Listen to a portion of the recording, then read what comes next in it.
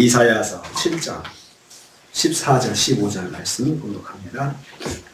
이사야서 7장 14절 15절 말씀 같이 봉독합니다. 그러므로 주께서 친히 징조를 너희에게 주실 것이라. 보라, 처녀가 잉태하여 아들을 낳을 것이요 그 이름을 임마누엘이라 하리라. 그가 악을 버리며 선을 택할 줄 알 때가 되면 엉긴 젖과 꿀을 먹을 것이라. 아멘. 아멘. 오늘 말씀은 아하스가 징조 구하기를 거절했을 때 여호와께서 일방적으로 징조를 주시겠다고 선포하시는 것을 내용으로 하고 있습니다. 이 말씀이 예수님 탄생에 대한 아주 유명한 말씀인데, 이 말씀이 나오게 된 배경이 이스라엘이 유다가 지독하게 말을 듣지 않고 이제 멸망을 앞두게 되었을 때 하나님께서 주신 것입니다. 그래도 여호와께서 징조를 약속하셨습니다. 14절 전반부입니다. 그러므로 주께서 친히 징조를 너에게 주실 것이다. 징조를 주께서 주신다 하셨습니다. 주께서 친히 징조를 너에게 주신다 했습니다. 여호와께서 주신다 이렇게 말씀하지 않고 주께서 주신다 이렇게 말씀하셨습니다. 여호와 하나님께서 주인의 마음으로 주신다는 뜻입니다. 유다와 이스라엘의 주관자이시고 또 주인이신 하나님께서 하나님 백성을 위해서 주시는 것입니다.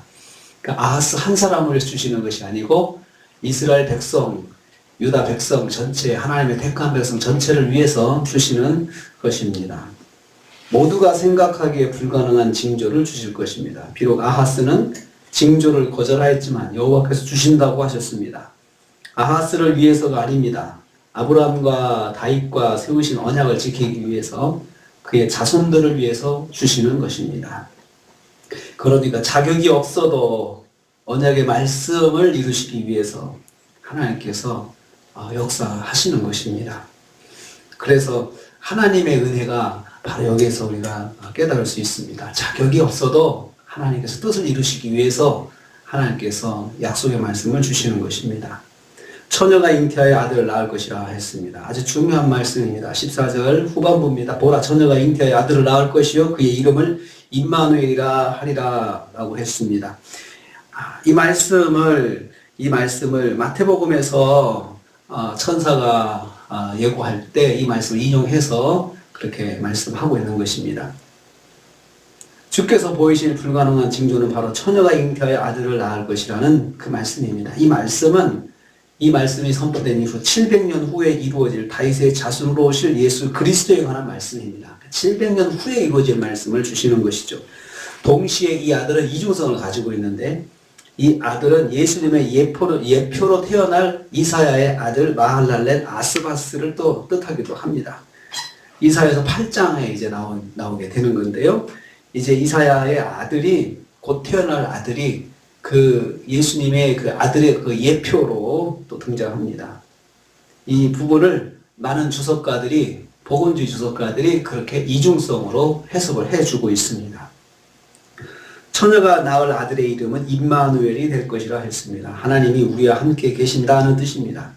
이 아들은 성육신하실 예수님이십니다.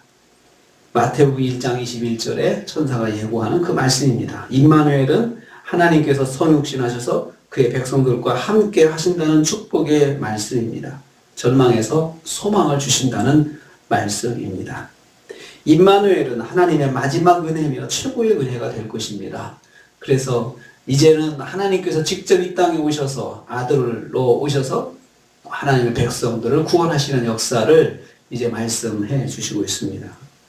세 번째로 예표로 태어날 아들의 시대에 일어날 일들을 말씀하십니다. 15절 말씀은 그 아들, 그가 임마누엘이라고 이름하는 그가 이렇게 받고 있거든요. 악을 버리며 선을 택할 줄을 알 때, 악을 버리며 선을 택할 줄을 알 때 일어날 일들입니다. 그러니까 그 아들이 나이가 그 정도 되었을 때 어떤 일이 일어날 것이냐라고 말씀하는 것입니다. 유대인들은 이런 연령, 즉 스스로 악을 버리고 선을 택할 줄을 아는 그 판단할 줄 아는 그 나이를 유대인들은 출생 12년에서 14년 후로 보고 있습니다. 12에서 14살 정도 되면은 분별할 수 있다는 거죠. 그 땅에 의외의 상황이 찾아오게 될 것을 말씀하고 있습니다.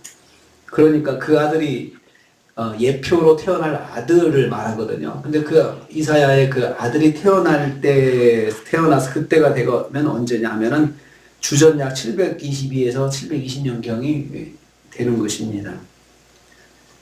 엉긴 젖과 꿀을 먹을 것이다 라고 했습니다. 그때가 되면 그런 일이 일어날 것이다. 이때는 주전 722년에 아수르에 의해서 유다가 망한 후에 그 땅에 거하는 사람의 수가 급격히 줄어드는 것입니다.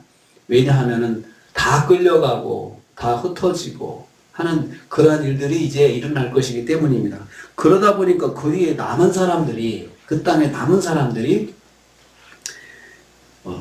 그 좋은 양질의 유제품과 꿀을 먹게 된다는 거죠. 왜냐하면 그 1인당 음식이 사람이 워낙 적다 보니까 1인당 돌아갈 음식의 양이 남아 돌아가는 것입니다. 분량이 많아져 가지고 먹을 사람은, 소비할 사람은 적고 생산량은 그 전과 같고, 그러니까 남아 돌아가는 그런 상황이 되는 것이죠. 사람들이 값진 유제품과 꿀을 쉽게 먹게 될 것이라고 말씀하고 있습니다. 매우 절망적인 상황 속에서 생각지도 않은 풍요와 평안이 온다는 거죠. 나라가 망하고 나니까 오히려 풍요와 평안이 온다. 이 유다가 망하고 사람들이 흩어지고 망한 과정에서 고통스러운 그런 심판의 과정이 있었지만 남은 사람들한테는 오히려 남아서 있다 보니까 더 풍요로운 삶을 살게 된다는 거죠. 워낙 사람들이 없다 보니까 그 남아 돌아가는 음식이 된다는 것입니다. 하나님의 임마누엘 은혜는 생각지도 않은 상황에서 주어진다는 거죠. 하나님께서 비록 그런 심판을 통해서 하나님의 백성들이 망하게 되겠지만 그 예표를 통해서 하나님께서 지금 말씀하신 대로 이루시는구나 라는 것을 깨닫고 하나님이 아직도 우리 가운데 역사하시는구나 라는 것을 생각하게 하신다는 것입니다. 그렇지만 이 징조는 결국 700년 후에 일어날 예수 그리스도의 이 땅에 오신 이것을 말씀하셔서 유다 전체가 소망이 있다. 소망이 있다는 거죠. 소망의 말씀을 주시는 것입니다. 그래서 예수 그리스도가 오신다는 말씀이 선포될 당시에 그 사람들에게는 소망을 주는 말씀이었고, 또 주석가들은 이렇게 말하면 이 말을 들은 아하스가 알아들었겠는가. 이사야도 사실은 이 말씀을 이해를 했을까라고 질문들을 합니다. 그렇지만 이사야가 이해하고 전하는 것이 아니고 하나님께서 주시니까 받아서 이사야는 전하는 스피커라고 했습니다. 그 역할이니까 이사야도 주신 말씀대로, 받은 말씀대로 그대로 전했을 뿐이죠. 그래서 이제 700년이 지나서 이 말씀을 이루어진 것을 본 우리들은 이 말씀이 그 말씀이구나 라고 우리는 이해를 할 수가 있습니다. 이 말씀이 주어질 때 유다가 아주 절망적인 상황이었고, 그리고 유다의 그 상황이 다 하나님을 믿지 않는 사람들, 지도자들부터 또 영적 지도자들, 그리고 또 지도층에 있는 사람들이 다 하나님을 떠났을 때 이 말씀이 주어졌습니다. 그 말씀을 통해서 그래도 하나님께서는 끝까지 다윗과 아브라함과 하신 약속을 놓지 않으시고 꽉 붙잡고 계신다는 거죠. 그래서 우리는 하나님께서 한번 약속하시면 그 약속의 말씀은 반드시 이루어지시는 것이니, 우리가 하나님의 말씀을 들었을 때, 내가 아멘으로 화답했을 때, 이 말씀이 내게 주신 말씀이구나 라고 깨달았을 때는 그 말씀을 끝까지 붙잡아야 됩니다. 어떤 상황 속에서도 놓지 않고.